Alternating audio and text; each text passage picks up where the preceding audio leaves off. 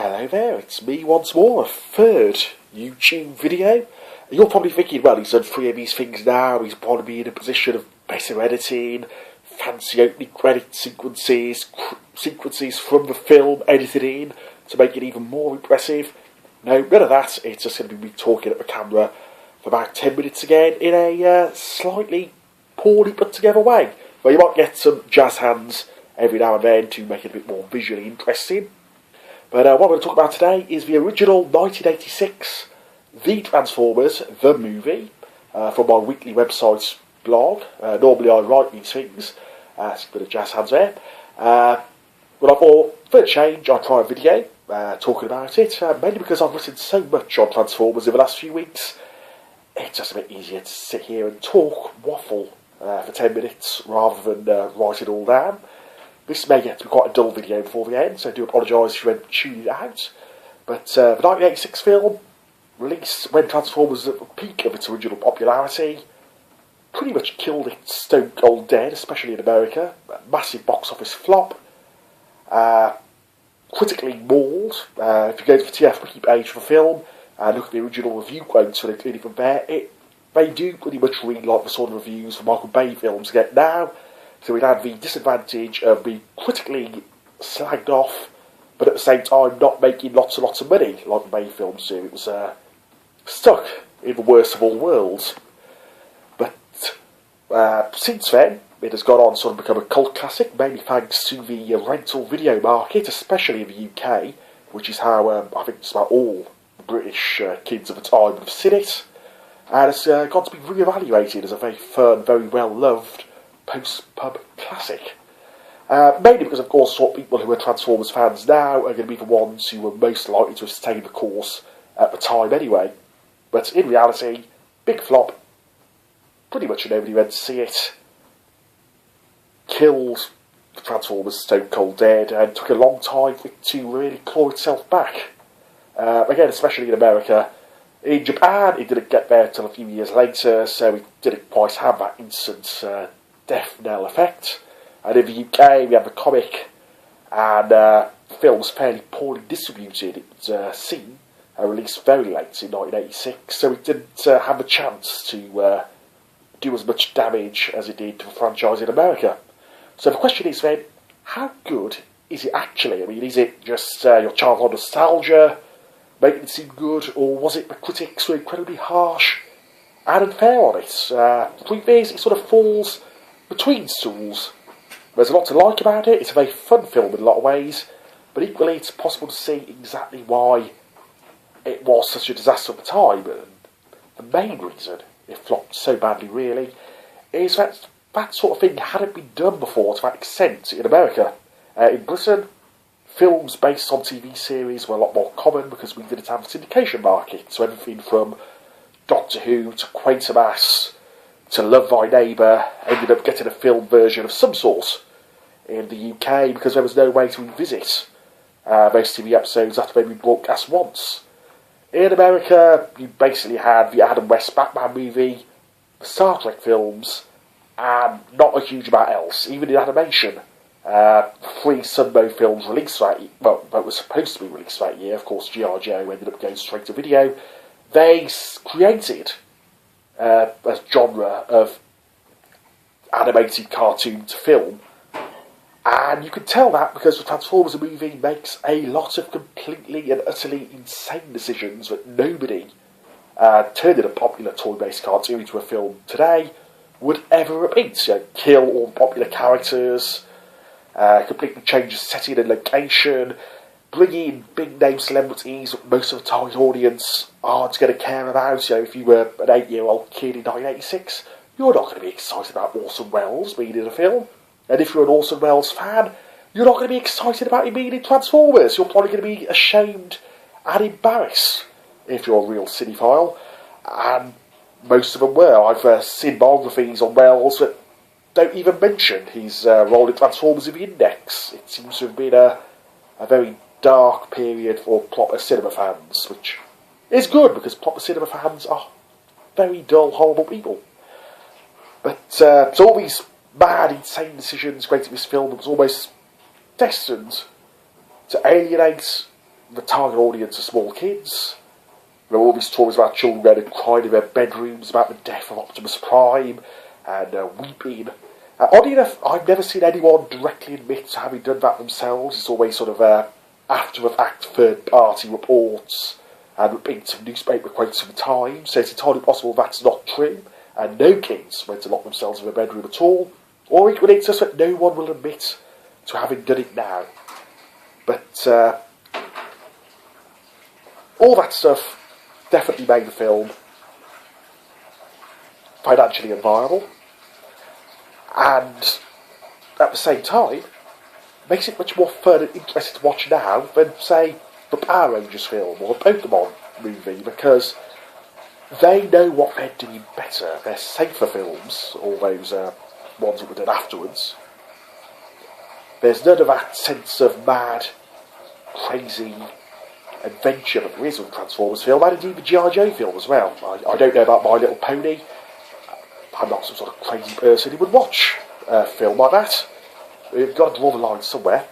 But it's clear when you watch Transformers and G.I. Joe that the people at Sunbow were just so giddy at being freed of the constraints of a weekly TV show, of being freed of the constraints of a lot of the factors of advertising toys. I mean, let's not forget Transformers, the movie, is the first Generation 1 only time that the characters were created first and then turned into toys, rather than the other way round. And it's absolutely clear that they just went nuts and made all those bad decisions, and those bad decisions, in terms of how successful the film is ultimately going to be, make it more watchable and more fun to revisit now than it would have been if they made a more successful film.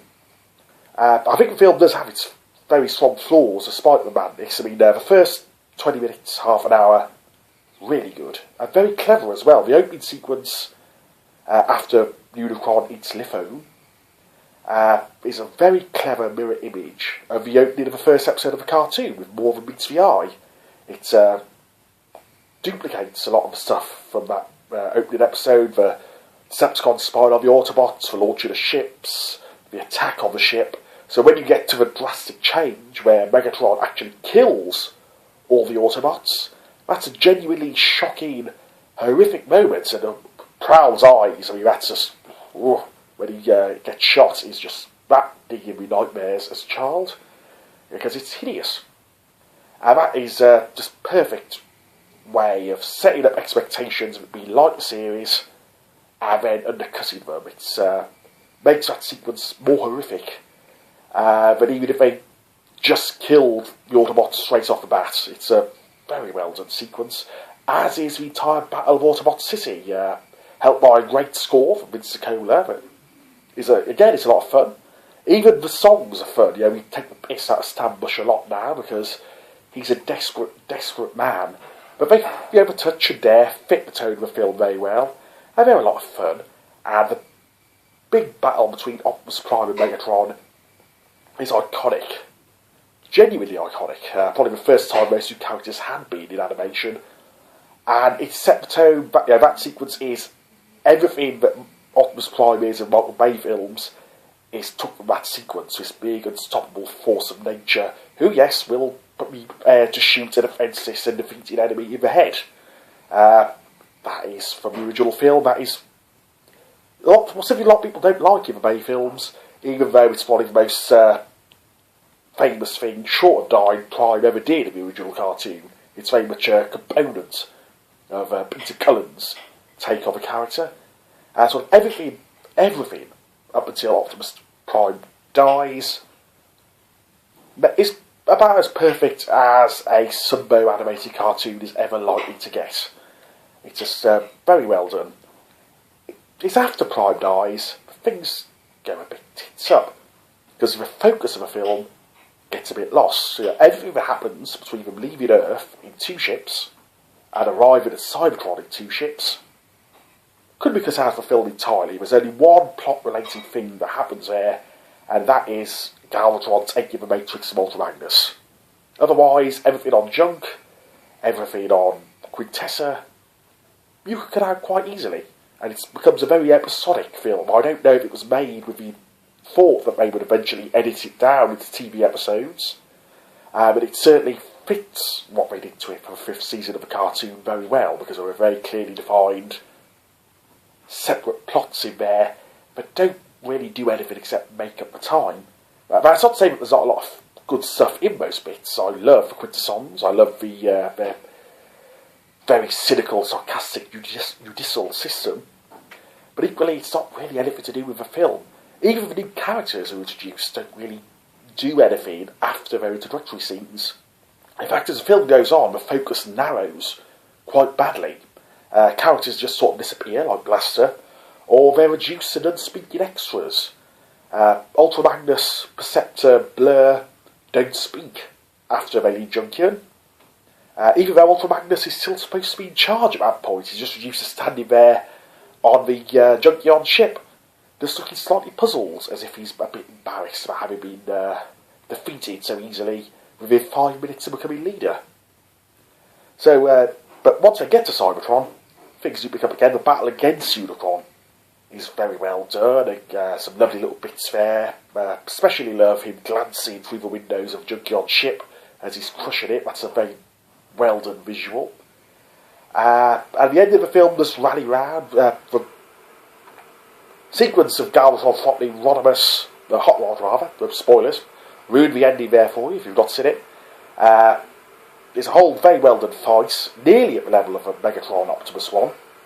And the film does end very well, where even if you do sort of gloss over how they retake Cybertron in about 30 seconds, it's sort of a nice bump in the air moment, especially in the proper, what I call the proper version of the film, with Optimus Prime will return narration at the end.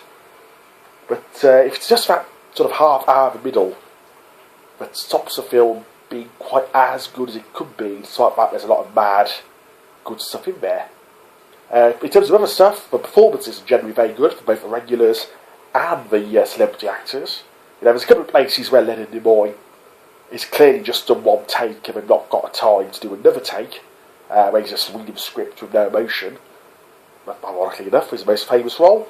But otherwise, he's quite good. Robert Stack is actually really good as Ultra Magnus. He gets so much stick for his terrible leadership, but he gives that sort of deadpan quality that he uses so well in Airplane. Works perfectly for Ultra Magnus, of slightly ludicrous things he has to say and do during the film.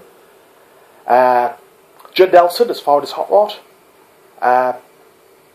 Eric Idle, though, well, let's face it, Eric Idle is somebody who will do anything for money if you throw enough at him. And his voice is so heavily modulated anyway, you can't understand, well, I can't understand a single word he's saying. It could have been anyone played him. Orson Welles is quite hard to understand as well at times, but he has an excuse for he was dying. Eric Idle has no excuse. He's a shameless money whore. Have you ever slightly known people, the bloke from Heart to Heart is probably the weirdest bit of casting in the whole film, because I cannot imagine there's any intersection at all of a Venn diagram between people who like Transformers in 1986 and people who like Heart to Heart. I mean, would the Heart to Heart fans be brought into this film going, I like the old butler bloke from Heart to Heart, he's my favourite character in that show, not Robert Wagner or the Woman One. We'll go watch this new film he's in. I can't imagine there was much of that. But yeah, maybe I'm wrong. If you are a massive Heart to Heart fan who went to see Transformers movies specifically because the old bloke from Heart to Heart was in it, do let me know. I'll be really interested to hear that. But generally, it's not the greatest film ever made.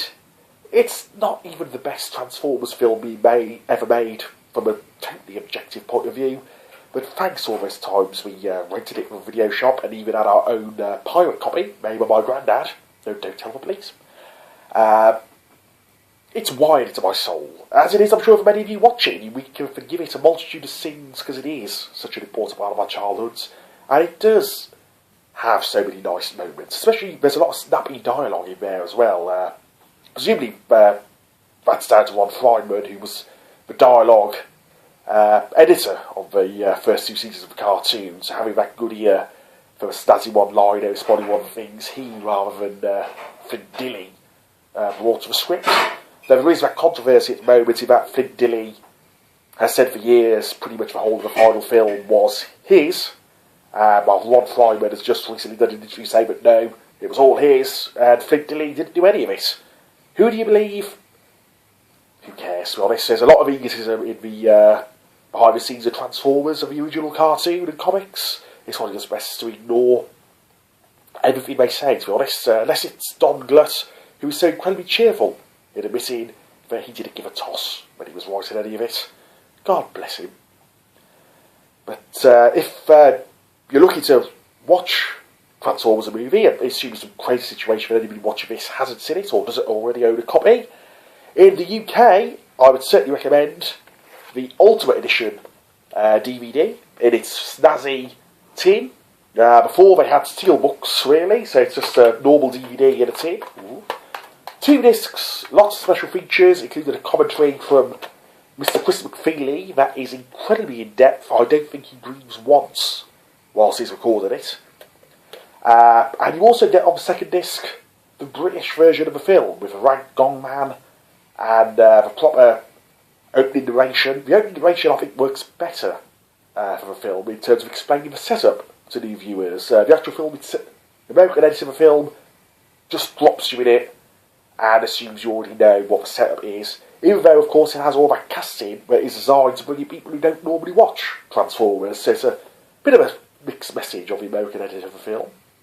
There is a British Blu-ray as well, but oddly enough, it doesn't have any of the special features of the DVD on it, and I don't believe it's available anymore. So if you do want the film in high definition, and I believe this is the only place in the world where it's currently available to buy easily on Blu-ray, you have to go for the Australian one, with its nice use of the Japanese poster art on the cover. It has all the same special features as that. Oddly enough, the Australian Blu-ray has them, the British Blu-ray didn't. But it's got all of that, a couple of extra things as well, including an episode of Beast Wars. But slightly odd, not because promoting the Beast Wars DVDs is not a good thing, but it's Optimal Situation, that's the episode on here, part 4 of a 4-parter. That's not really going to draw new viewers into the show. Personally, I'd have got the episode Possession, which at least follows up on some of the plot threads from the film, with Starscream's ghost. But definitely those are recommended. The film actually looks really good on Blu-ray. There's a couple of places where the animation clearly isn't supposed to stand up to that level of scrutiny, but equally there's not places where it looks great. The painted backgrounds especially all look fantastic. The sound mix for the Blu-ray really isn't very good though. Maybe I'm just going deaf, or my TVs are set up very well, but it seems to be a common complaint on Amazon reviews. So that's probably one thing to watch out for. But otherwise, it's pretty well recommended. As is the film itself. You know, it's not perfect, it's easy to take the piss out of a lot of it. But it is fun. So get a couple of beers in, put your feet up, a couple of mates round. You'll be entertained for an hour and a half. And what more can you want from a 20-year-old kids' film that failed disastrously? Disastrously, yes, that's a word. That's my new word. At the box office. And in other news, for my blog, Transformation at thesolarpool.weebly, we will soon be headed into 1987 because of the Comics Fair. That is going to be the most prolific year for the Transformers comic. Ironically, just as the American cartoon show was dying, the comic got a bit of an extra wind. You've got, as well as the regular issues, you've got Headmasters, you've got the G.I. Joe crossover, you've got the Action Force crossover. So there's going to be an awful lot to talk about every week on a Friday as we hurtle into 1987.